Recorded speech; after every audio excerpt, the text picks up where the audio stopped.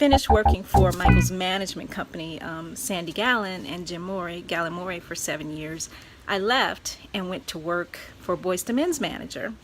Lo and behold, my first week there, Michael calls, and he had left a voice message that week, like the day before or something, before I actually spoke to him on the phone.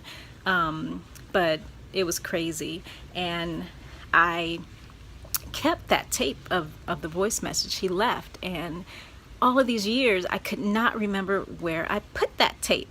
And my boss, Quadri Elamine, who was Boyz II Men's manager, he was like, wishing I could find that tape.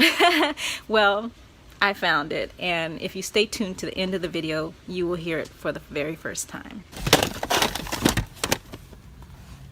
Well, these are some demos of Michael's. This is another demo of Michael. 7 digits. What other cassette tapes do I have? Oh my goodness. Wow.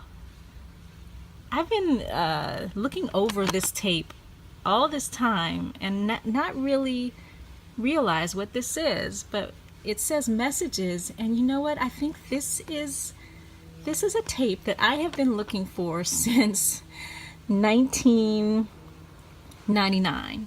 No joke. And if it's what I think it is, it's pretty cool. Let's see. I wrote about this in my book. After I stopped working for Sandy Gallen and Jim Morey, which were Michael's managers in the 90s, I went to work for Boyz II Men's manager, Quadri Elamine. And the first week that I was working there, Michael Jackson called. And like the day before he called, he had left a voicemail, and it was my job to, retrieve all of the voice messages that had been left over the weekend. This was a Sunday when this tape that I'm about to play for you was recorded. I'm pretty sure that that's what this is. But anyway, let's see. Push play. Okay. 1 p.m. Quadri, it's Michael Jackson calling. I really need Boyz II Men to do me the favor of doing the show for me. I would love to talk to you. I've been calling but haven't been able to get in touch. Please call John McClain. Oh boy. I'll try again, okay? Thank you. Bye. End of message. That was pretty cool, huh?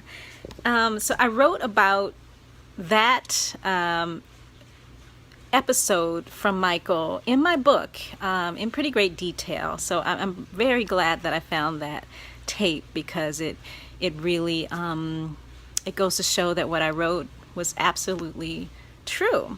What happened is Michael left that voice message, and then like the next day he actually called the office. He was like literally stalking Boyz II Men. He was calling all the time. As you heard on that message, he said he had been calling and he couldn't get anyone. I don't know why he couldn't get anyone, but the next day he got me, and it was really surprising because, as I said, I just started working at this new job, and he called in and he said, "Michael, for Quadri." And I said, "Michael? It's me, Shana." And he said, he stopped for a minute, and I know he recognized my voice because he had been, hearing it for like almost 7 years or so at that point. But anyway, he said, "Shana from Sandy Gallen's office?" I said, "Yeah."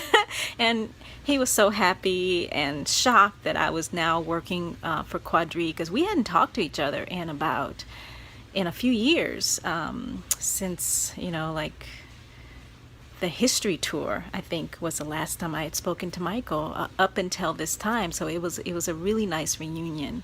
So it's really great to hear that message, and I hope you guys enjoyed it.